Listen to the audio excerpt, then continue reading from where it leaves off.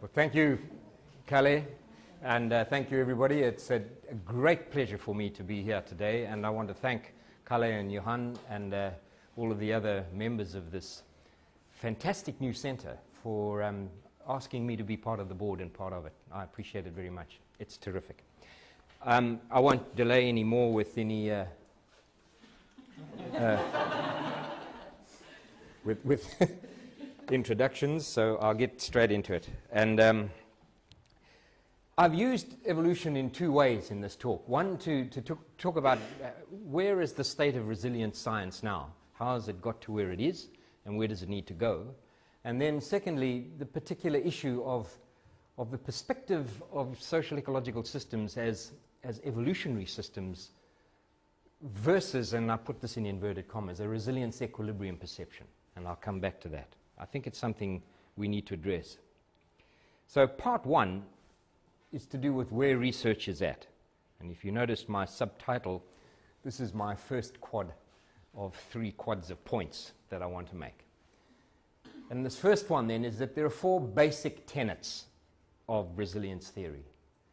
And that they are that social ecological systems are self-organizing systems with centripetal dynamics. That is, they tend towards some kind of an attractor. The second is that they have multiple stability domains. There are limits to change before they start self-organizing towards some other attractor. Thirdly, the changes through time reflect a passage of some sort through different phases of what is called an adaptive cycle. And fourthly, they function at multiple scales, and the cross-scale effects, as Kali's pointed out several times today, are really critical, the whole idea of panicky. So those are the 4, and the first 2 of those tenets puts a very strong emphasis on regime shifts, on thresholds between alternate stable states.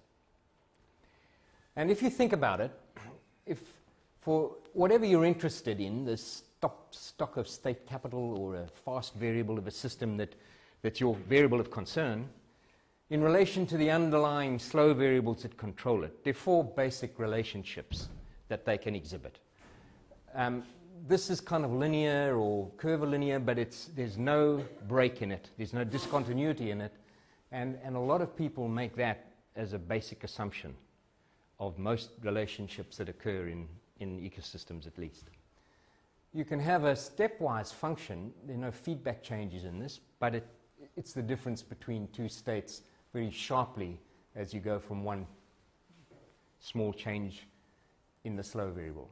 These are the 2 that are of most interest in resilience theory, where you have alternate stable states. Remember, these are the stable amounts of this variable for a given amount of the underlying variable. So these are the equilibrium values we're talking about. And between these 2 levels, across that range of the underlying variable, there are 2 stable states separated by an unstable equilibrium. This is the extreme version of that. This is an irreversible shift, and this is just a reversible one. And that this hysteresis effect is very important. And it simply means that in this zone, if the system is there, it will tend towards that stable state, and if the system is just there, it will tend towards that one.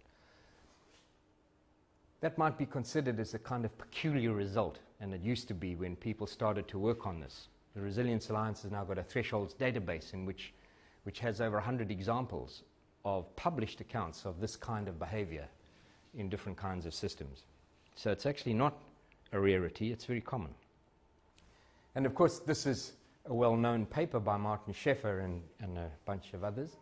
And what it shows is, again, the same behavior of the multiple stable state. But the nice point about this is to introduce the notion of a basin of attraction. When you're in this part of the slow variable condition of the system, there is a single stable point to the system, and no matter where you are, it will tend towards that point. When you're up at that level, it will tend towards that point. And as you go along and as you change the slow variable, so you go into a multiple stability domain, and eventually all you need is a perturbation across there, which is the same part as that arrow, and it'll go into this one. Eventually you only have that one. This shift of that point, so that as this basin gets smaller over time, this basin gets bigger. That's a very important outcome. Okay, now why is it important? Well, if we cast it this way and we think that this again is the supply of ecosystem services that you're interested in, and this is some slow controlling variable again. And I've used two well-known examples, lake services, these in the blue one, which is sort of clear water and plenty of fish, is what you're interested in. And in a rangeland, it would be grassland with lots of livestock production. In each case, these two systems have a threshold point along the slow variable. In the lake case, it's the amount of mud, in the phosphorus in the bottom of the lake in mud. And in the rangeland, it's the amount of shrubby vegetation. And as they pass a critical threshold, the dynamics of the system change. It goes from one regime of the system to another regime.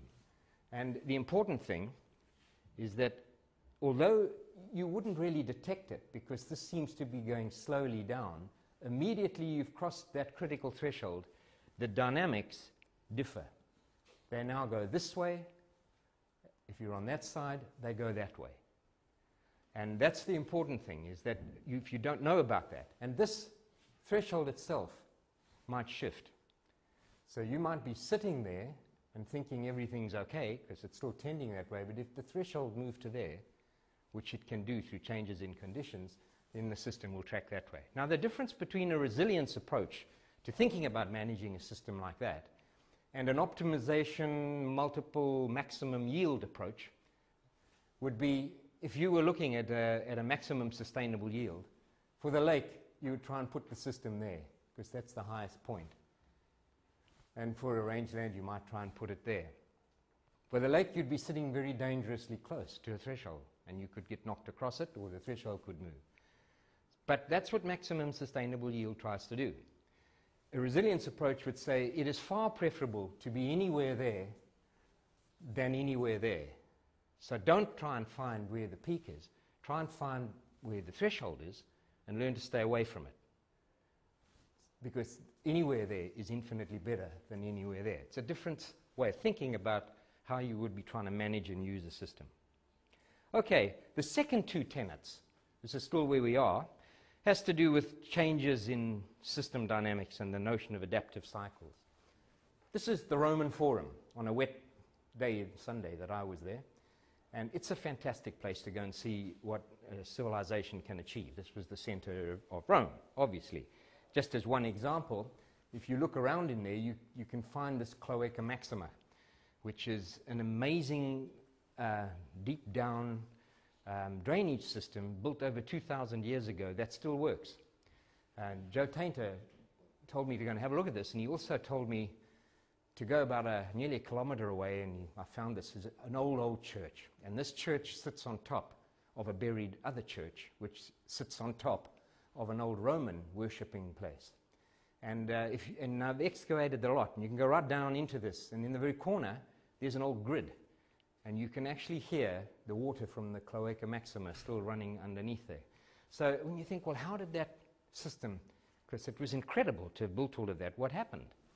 Well, this is Lake Balaton, and this is a medieval castle that was built on top of a Roman church. And this is Joe Tainter, who, and I was carrying his notebook for him on this day as learning how to do archaeology and stuff with him. But Joe's ideas of how this happened are very interesting. And this is one of the bits of information he gives that I think is fantastic. This is around about the year of Christ, and this is how much silver there was in Roman coinage. There are thousands of coins all over the world, and they're all dated, so you can work it out quite well. And this is about 100% silver, solid silver. And if you look what happened to the amount of silver in Roman coins, it goes right down to zero, and at about this point, at about 230 AD or something, Rome would not accept taxes in its own currency anymore. And people had to pay in other kinds for very good reason. They knew what it was worth. And at that point, Rome collapsed. So I hope Joe would forgive this short summary, but if you've ever read his book, it's a very interesting book on the collapse of complex societies. But basically he says, as societies grow and develop, they confront problems that need to be solved. In solving them, they increase complexity. Complexity costs. You increase transaction costs, flexibility drops, and when the costs exceed the benefits, then societies collapse. That's a very rushed view of Tainter's book, and it's too simplified. But basically, this conforms in a way to the notion of an adaptive cycle, where we would say a system, whatever it is, a civilization, a company, a forest, begins in a growth phase, plenty of readily available resources, and it moves slowly through to what we call a conservation K phase, a maximum carrying capacity, where things get locked up, resources become unavailable, it becomes more and more inflexible, it becomes actually an accident waiting to happen, and just a small perturbation, something like a disease outbreak in a forest or a little economic hiccup in a company, will cause it to collapse. And then you go through a release phase. Things change very rapidly. Locked up resources get suddenly released, and that moves very quickly into a reorganization phase where the boundaries are tenuous, innovations are possible. This is chaotic behavior here. There is no equilibrium, there is no attractor yet. But towards the end of this phase, an attractor reappears, and you go back into a new phase. That's a very slow change. Maybe 80% more of a system's time, it would be in this slow, aggregating, reasonably predictable capital accumulation phase. This is where human well-being is increasing all along. So it's a vital part of the system. That's what we need. That's almost instantaneous. It's a sudden collapse. That's very quick, and that's quick. Now, if you think about it, systems, and we have plenty of examples, don't have to go around in that cycle. They can go back from being in a very inflexible, advanced phase. They can become they can become more simplified. You can uncomplexify them to a certain extent. We have examples where they've gone straight from a growth into a collapse phase and this way. So there are all kinds of changes. The thing that we do find repeatedly are these four phases that seem to you can identify at some stage. And if you think of the system as a whole in that way, then it sort of comes down to looking at a slow, reasonably predictable forward loop or growth phase of a system and a very rapid, chaotic back loop. And they occur at different scales. The point that we were trying to make very strongly through the time that Kelly's been here, that what's happening at the scale above, at a government scale, can strongly influence how a system might reorganize at a focal scale, the one you're interested in. And things at the scale below can also affect it across. This is the notion of Panicky hierarchies of linked cycles. Importantly in that is the notion of that K phase, the sort of conservation phase, because the one thing that humans do is tend not to want to change, and they prolong a growth phase. And the dangers of that, you get increasing sunk cost effects. And there's some good papers, interpretations of what happened to the Anasazi Indians in New Mexico, for example, who refused to give up what they were doing when they should, logically they should have, until it was too late and they collapsed because of a sunk cost effect. Increased command and control, preoccupation with process, more and more rules, increases in efficiency, one-size-fits-all solutions, subsidies not to change rather than subsidies to change, novelty is suppressed, little support for experimentation, rising transaction costs, increasing consequences of partial solutions. I often think when I look through these of the organizations I've worked in, and if you think about some of the ones you might be in, and you think, are these signs there? And certainly the one that I've been in quite recently is showing many of these, and it's the kind of process that goes on. Now, through all of that, resilience declines. This is the kind of iconic version of that you probably have seen in the book Panicky, and most of you will be familiar with it. And Buzz Holling loves that because it was his idea that he produced it. And he's had many people argue with him about it, and although he concedes that it's difficult, the problem people don't like is this 8, because this axis was increasing capital accumulation, and this was connectivity in his basic one, and people have just found it very difficult to interpret it.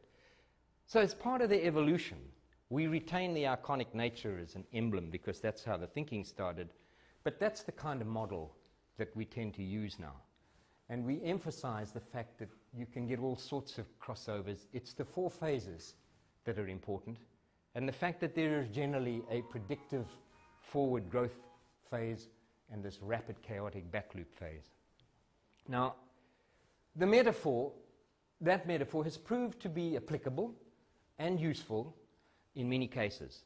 It's helped people to think about where it's best and how to intervene in a system, because what works here doesn't work there. What works when you're in the conservation phase may not work at all when it's here, and vice versa. So the kinds of interventions in terms of financial or laws or rules depend on where you are in that kind of phase. So that's been useful. But when and where is it not useful? What other variants, metaphors should we consider? And this leads me into part 2 as to where research needs to go. And I'm going to deal with it in 2 areas. One is theory, unanswered questions, and the other is priority issues, systems and regions that we need to look at. So beginning with the theory part, my second quad of 4, there are 4 areas that I think. One are kinds of critical transitions that we need to look at. This evolution versus equilibrium trajectory development. Multiple interacting thresholds in trajectory development. And governance, the evolution of rules. I'll look very briefly at those. So the critical transitions emphasizes again thresholds, and thresholds occur where there's a change in feedbacks. And I want to just look at an example. I was with Max Rietkirk recently at a critical transitions meeting in the Netherlands, and he's got some neat stuff he's been doing on self-organized vegetation patterns in the Sahel. And the simple model is that the feedback that's important here is that rainfall wets the surface and you get from surface water, some of it infiltrates, you get soil water which makes plants grow. The effect that plants have is to feed back and increase the amount of infiltration from surface water into the soil water. It's a positive feedback. And that this leads eventually, I mean, you can have all the rest, it's also dynamic because those change through time and space. But that simple model leads to self-organized patterns. This is a Google picture of Sahelian vegetation, and it's what they call a banded landscape. Bruce T. Gray, the French, called it in the 1930s when they first saw it. This is from Australia. It's exactly the same thing through David Tongwe, a colleague of mine. And you can see that this is a zone of runoff. There's interception by the grass. At the bottom end of it, you've got actually enough to develop a little woody fringe. There's another bare zone with another, because there's no water left, and then you get another zone. And that's all through the feedback of the plants on infiltration and how much water goes in. Now, this is what happens. This is the equilibrium amount, the solid line, of plant standing crop for increasing rainfall. It's a nutrient thing as well, but let's just think about rain. So until you get to this amount, you won't get enough moisture to sustain permanent vegetation. Above that point, it jumps up and you'll have that amount of permanent vegetation. And then the feedback effect kicks in. So if you start overgrazing and you reduce the amount of rainfall even, you can still maintain this amount of vegetation in the system until that point when it collapses. So this gives you this multiple stable states for the same amount of rainfall, depending on whether you're in an aggrading or a degrading phase. Now, he's modeled it to show that the dark bits here are vegetation, that at this point, that point, and that point, that's what the vegetation would look like through this feedback effect. And if you change the feedback, you change that parameter for feedback, you'll get very big differences in it. And what happens when you look at it is he says that this is a catastrophic shift from one regime to another, where it goes from homogeneous to self-organized patchy. And in the reverse direction, you get a catastrophic shift from self-organized patchy vegetation into homogeneous vegetation. And basically, this would be no vegetation, it would be desert. This would be homogeneous vegetation. Now again, this is a picture of it, and you can see it varies as you look around from the Google Earth area, and it's sort of getting less and more spread out in some of those parts. And this is a classic case of degradation. It's a fantastic photograph, really, because that's no vegetation, and it's eroded, and these are erosion gullies, and you've lost all the soil. You can see it eroding out. And what's interesting there is that this is the critical change in the water interception feedback here, is that it's gone now from being a self-organized pattern into the more homogeneous state, and the feedback of the vegetation to infiltration has declined, and the next stage of the system is that collapse. Now, I've emphasized it because feedbacks turn out to be really important. When we look at that database of alternate states that I've told you about, these are the variables, controlling variables, from rainfall, temperature, nutrients, all the way down, all of those in which we have found for a regime shift or another, and these would be the feedbacks that have been associated with rainfall. Evapotranspiration, leaching, water table level are three different feedback effects in different studies that have come up. So it's a huge and rich amount of information on feedbacks. I wanted to mention just three. Cloud forests are like the Sahel writ large in terms of feedback on water. A cloud forest occurs where there isn't enough rainfall to actually maintain the forest. But the extra rain, the extra moisture is made up by intercepting the cloud. And then it runs down the stems and you get enough water for the forest. As you clear the forest, there comes a critical point below which the water isn't enough and the system flips from being a forest into a savanna, as you go below that. This is a very interesting one. Predation is the controlling variable, and of many of the things I look at, let's just look at the behavioral effect. There's some neat stuff on spiders, but on wolves. In Yellowstone Park, the riverine flats are famous for being open grazing areas filled with caribou. And then they reintroduced wolves into Yellowstone very recently.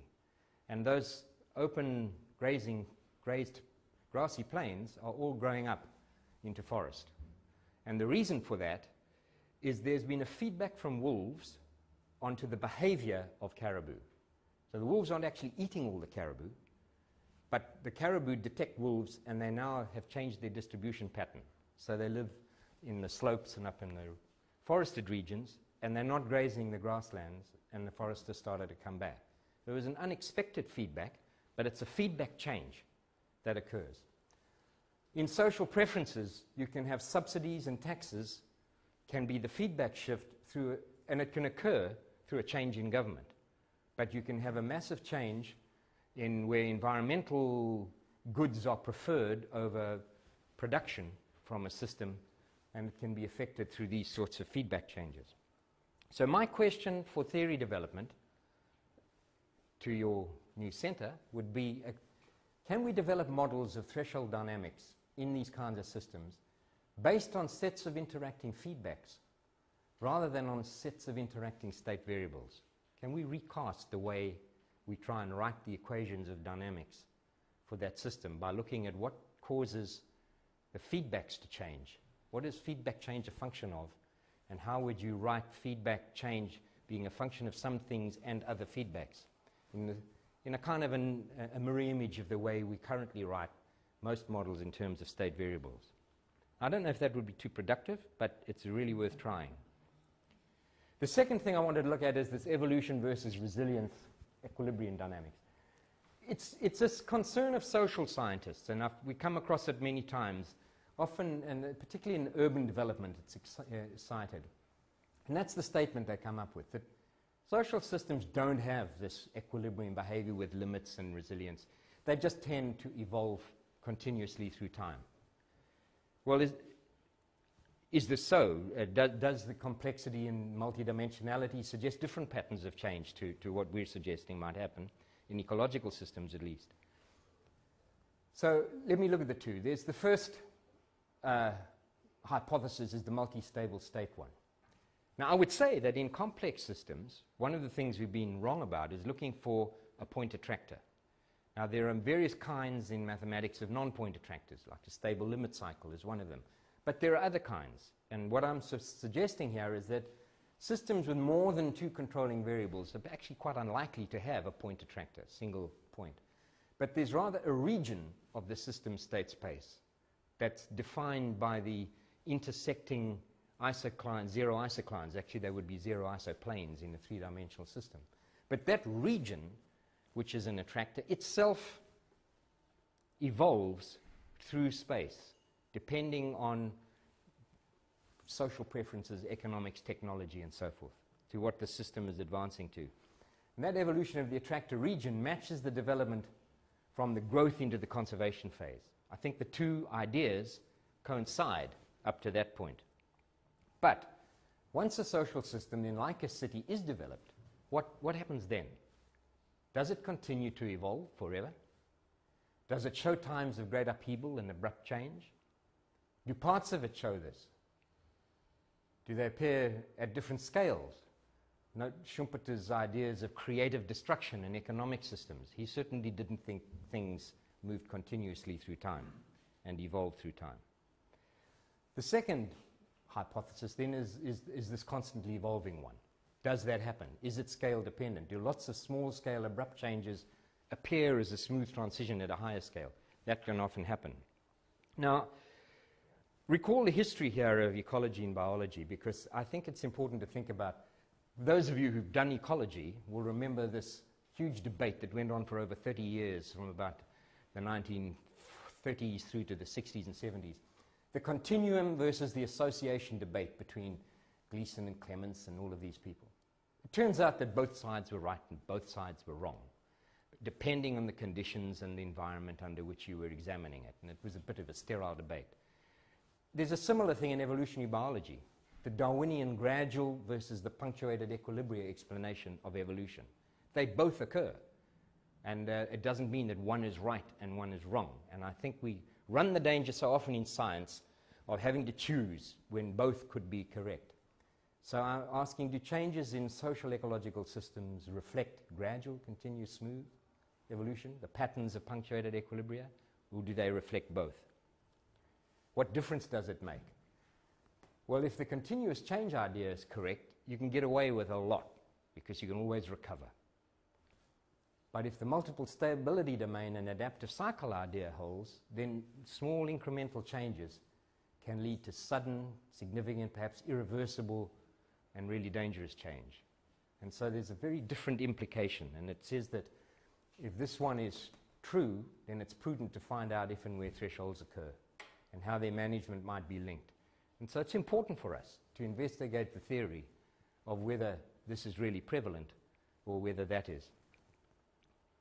And the research question for me then is, in which kinds of social ecological systems, under what conditions, at what scales do we find this kind of dynamic versus that kind of dynamic? Can we develop some predictive criteria for that, some better handle of developing appropriate frameworks for the dynamics of social systems? Now, we need models for each of these, conceptualizing them as integrated systems versus separate, albeit partially interconnected, social and ecological systems. We talk about linked social and ecological systems, human environment systems. But if you look through it, our language is loose. In some cases, we talk about them as two systems that are linked and co-evolve through time. In others, we say they're fully integrated systems. They are one system, and that you've got to treat it as one system. And which is right here, or which is the better way of doing it if neither of them is right? We need explicit models for each of these and empirical evidence to test them, because I think it's an important area that we tighten up in theory.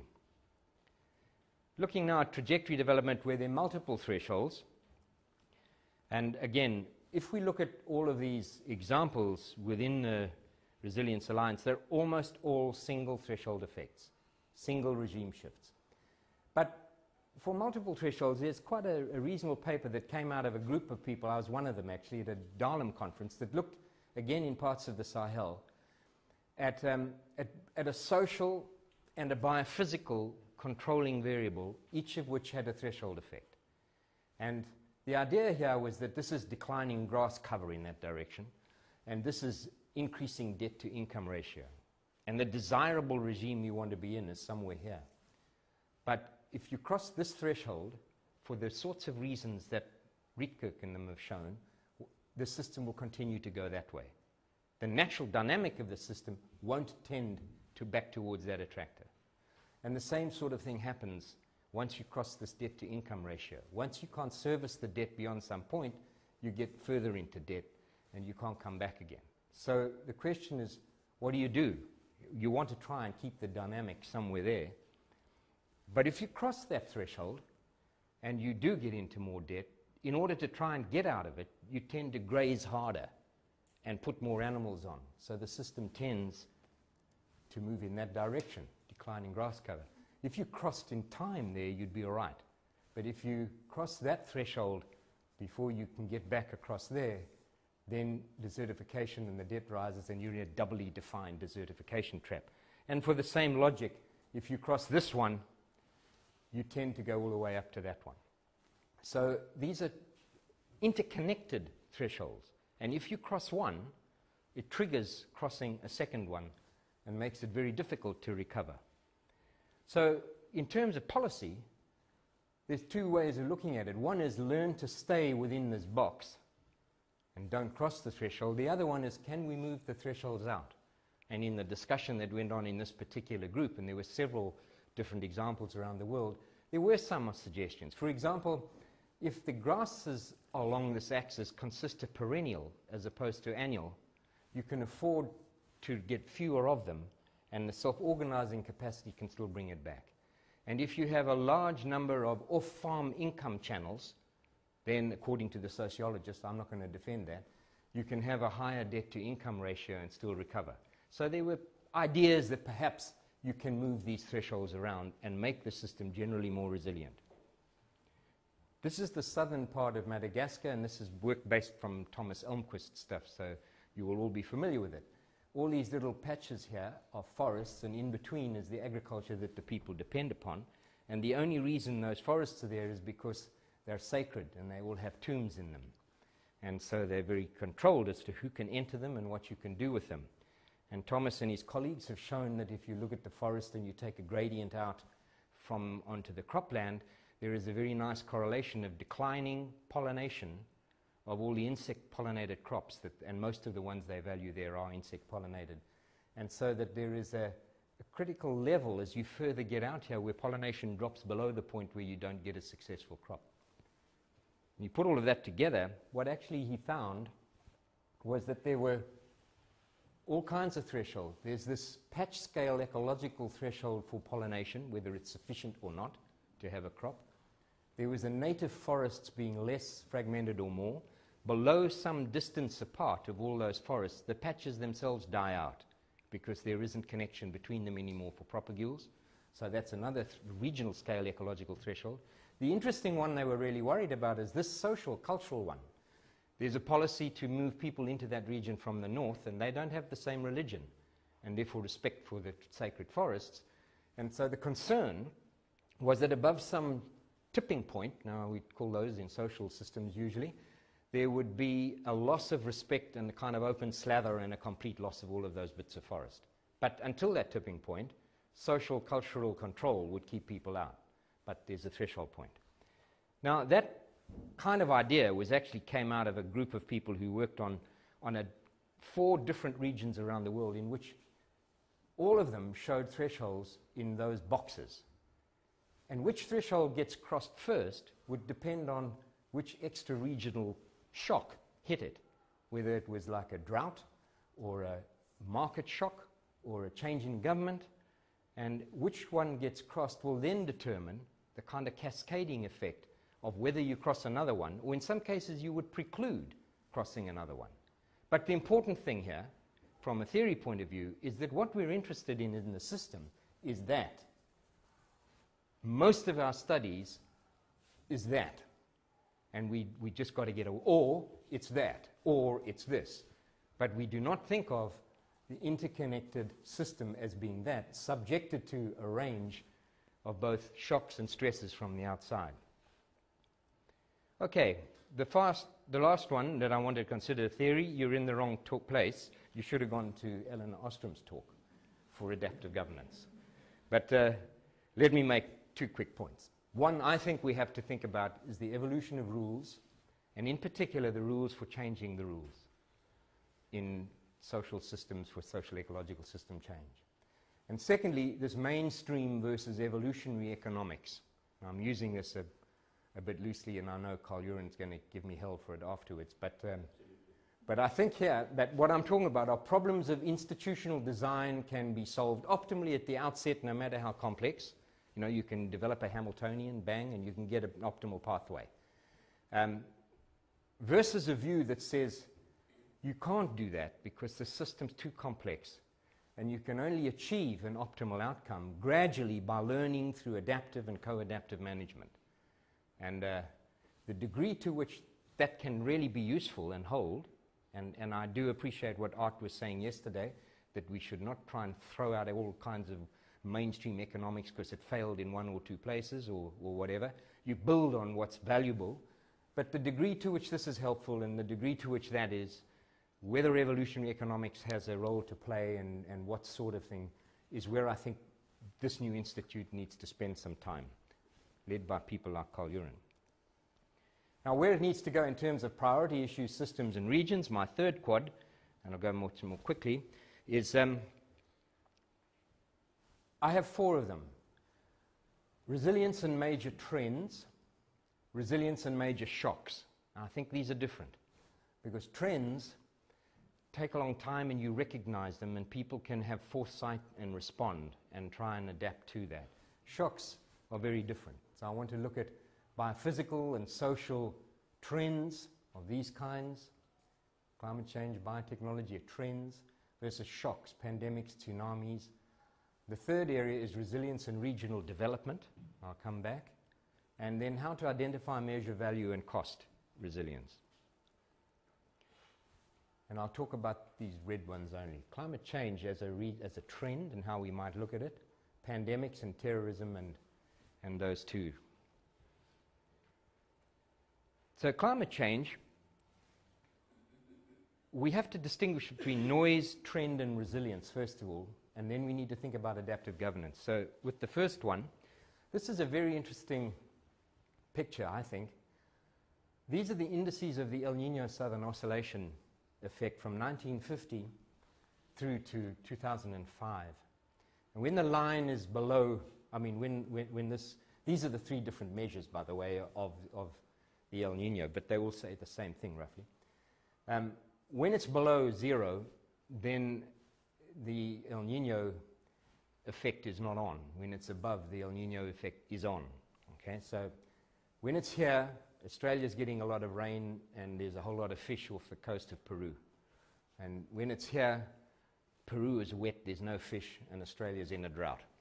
Okay, that's the kind of cross-Pacific effect thing that happens. Now, if you look at that over time, it's flipped and gone up and down, but just a visual glance at that seems to say that we're spending a lot more time above the line now than we were then. And is this a trend? Is there so much noise in those data that you can say, no, we can't even say it's a trend yet? But are we, from a resilience perspective, would we be trying to think about what happens? Each time that happens is an instantaneous regime shift of the climate from one side of the Pacific to the other. But if it gets to the point where this line wobbles around and stays always above that zero line, then that's a different kind of higher scale regime shift to where we've gone into a permanent El Nino. And that would have profound implications of a completely different nature in terms of how to deal with it for different parts of the world. And this is a trend that we should be thinking about from a non-linear kind of resilience perspective, and I'm not sure that we are. This is another one that really worries me. This is a paper by Mike Raupak and a group of people published about a week ago in PNAS, and you should really have a look at it. It's actually a worrying paper because it says that this fourth IPCC assessment is actually not nearly good enough in terms of it's too lenient about what's happening. But what it's saying here is from 1850, this is the flux up to this point of basically carbon into the atmosphere. And these are different predictions of what will happen. This one and that one are if in fact we achieved stabilization at 450 or at 650, this is how much we would be emitting through to 2100 and go up in order to achieve that level of stabilization. And these here are the different predictions under different assumptions and scenarios about what will happen in the future. But then they've taken this little patch here from 1990 up through until 2010 and exploded it down here. And if you look at it, again, don't worry about all of these others, but what it says is that the world was actually doing quite well just before 2000, in the intensity of carbon use was declining, and it was getting below some of the worst predictions. If you look here, the actual line follows all the predictions. They kind of all bundled together because it wasn't too difficult. But now what's happened is that they've started to suddenly rise, and current emissions over the last 2 to 3 years are higher than the highest predictions of what carbon will be like in the future. And that dip and that increase there is a really worrying piece of evidence. And from the paper, they're saying that CO2 emissions from fossil fuel and industrial processes have now been accelerating. The growth rate has increased from 1.1% a year for the last 10 years of the last century to over 3% now in the last few. And that's driven by a cessational reversal of this earlier declining trends in the energy intensity of GDP and the carbon intensity of energy, coupled with this increasing GDP.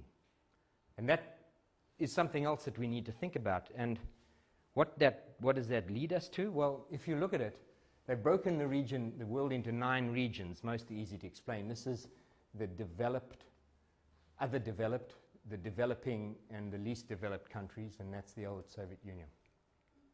And if you look at the black line, don't worry about the others, this is total emission. These are the components of emission. You can see that the whole world is not doing at all well. The EU is the only one which is approximately stabilizing its emissions. But if you look at China and you look at India, those are very worrying. Now, what do you do about that? What does resilience theory have to offer? Well, I think the options for avoiding a genuine tragedy of the global atmospheric commons, because that's what we're staring at. Now, Harden said, well, you can either privatize the atmosphere or you've got to have a superior control. Well, what are we going to have, some kind of intergalactic police force? Or, since I don't think that's too realistic, and I don't know about privatizing the whole of the atmosphere, to me, this is the option, adaptive governance of a common property. And if we can't get our act together in that way, the world doesn't face a very pleasant-looking future. Okay, let's look at major shocks now, as opposed to trends, and looking at the biophysical. I'm going to look at diseases, pandemics. This just the history of the foot and mouth outbreak in 1999 in Europe. It was fascinating from a resilience perspective because, first of all, economic rationalization of the number of abattoirs halved the number of abattoirs in Britain. So the amount of animal movement was huge to move them around. There were bizarre EU subsidies that made it really profitable for you to flog your animal produced in Holland, in England. And if you were in England and you had a lamb and you sent it on holiday to Wales for 2 weeks, you could sell it as Welsh lamb, which had a higher price than English lamb. And so all of these bizarre subsidies and things had immensely moved the amount increased the amount of movement. And changes to the foot-and-mouth reporting delayed the isolation. Really what this happened was that if you wrote an equation for the spread of foot-and-mouth disease, they'd maximize the parameters of that equation without knowing it. And the resilience of that system had been greatly decreased as a result of this slow build-up of all the efficiency drives and things that occurred. Now, maybe they were worth it, or what was the cost of maintaining all those abattoirs? But that hadn't been brought into this kind of consideration because no one thought about the resilience of the system to a shock like that. We face the same thing with the Asian bird flu at the moment. I think this is the kind of American view, excuse me, any Americans here, but that's the impression I get of the American control mechanism for Asian flu as well. No visas, code orange, weapons of mass destruction. They're going to blow the hell out of it or whatever. But what is the best way of dealing with a virus that might cross a species barrier and the whole Asian flu problem, the bird flu problem? It's a resilience problem, but we haven't really started to tackle those, and I think we should be addressing them. This is another interesting one. I was invited to a meeting at ISPRA last year, and they were looking at the vulnerability of the European gas supply system to a terrorist attack. And the meeting was populated by chemical engineers and people who said, no, we don't want to do any of this social stuff. we're talking about pipes and things and pumps and how we can fix it. And it took them about a half a morning to forget all about that and recognize some important things, because we started to think about, were there thresholds? And that's why they'd asked me to come. How would you go about thinking about it? Well, it didn't take them long to pick on one example, was this 3-day threshold effect in winter. There are thousands of cross-border pipelines with vulnerable nodes and so forth. But the 3-day threshold is within 3 days, if you can fix it, the physical restoration of pumps is an order of magnitude easier than after 3 days. Otherwise, they're frozen solid and a whole bunch of technical issues. And on the human side, most people you'll get very little mortality in the first 3 days, and then it steeply jumps up after 3 days again. So for 2 reasons, there was a 3-day threshold thing. Or could you fix the system and get it back going?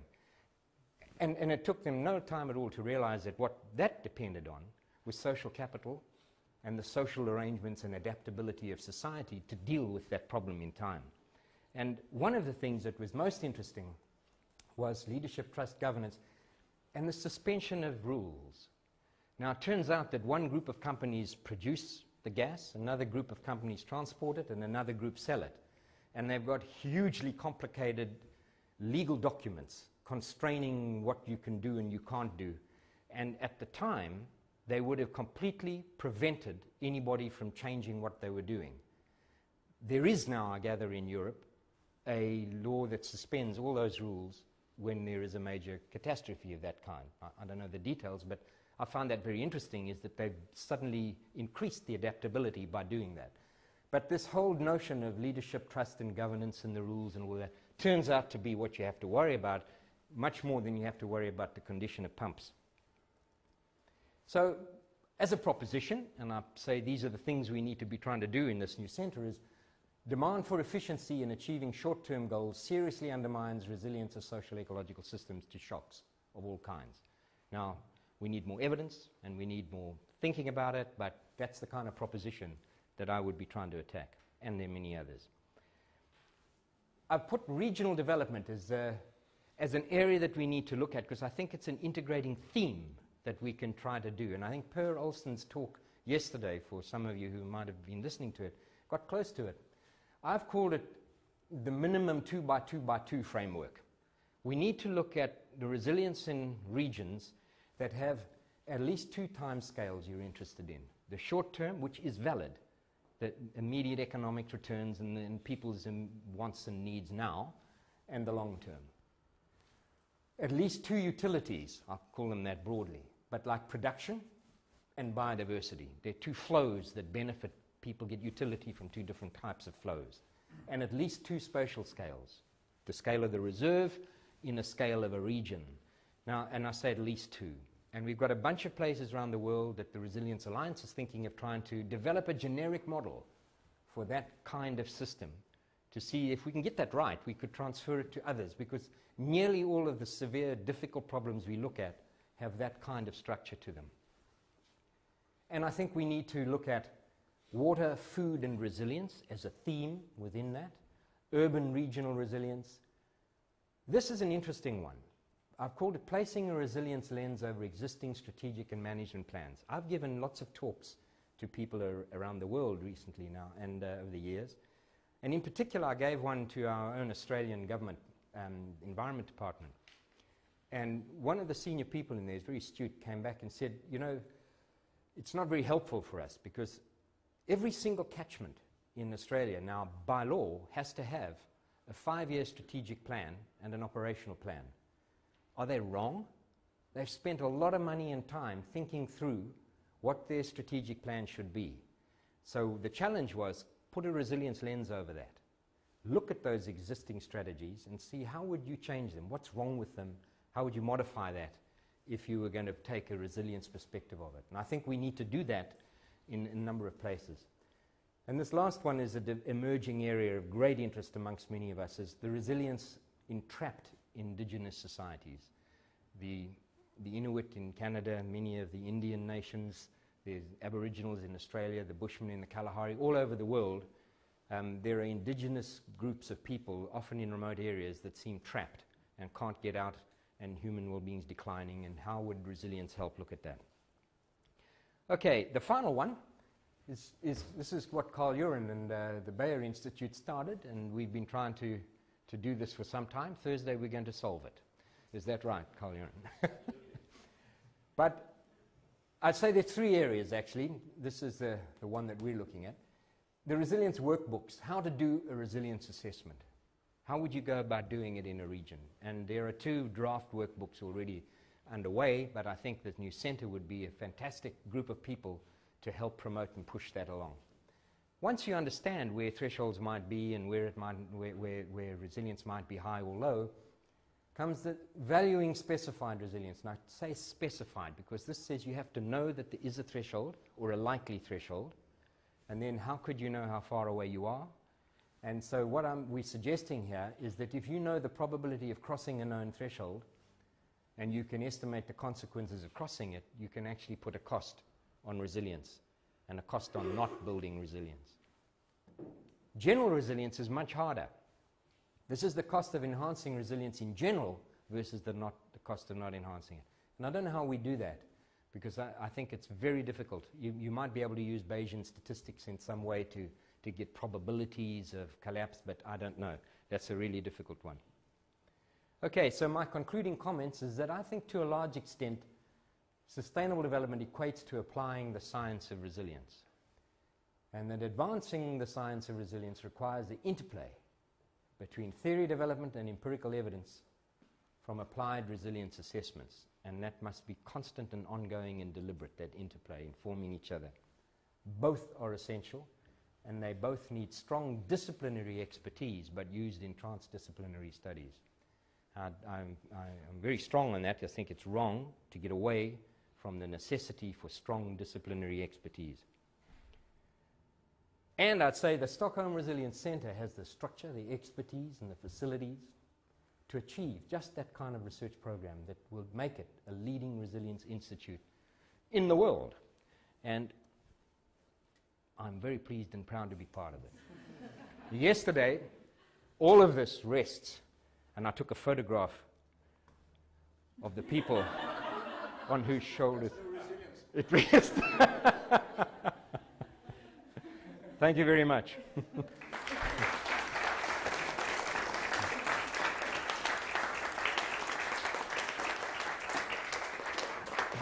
Sorry, it was a bit long.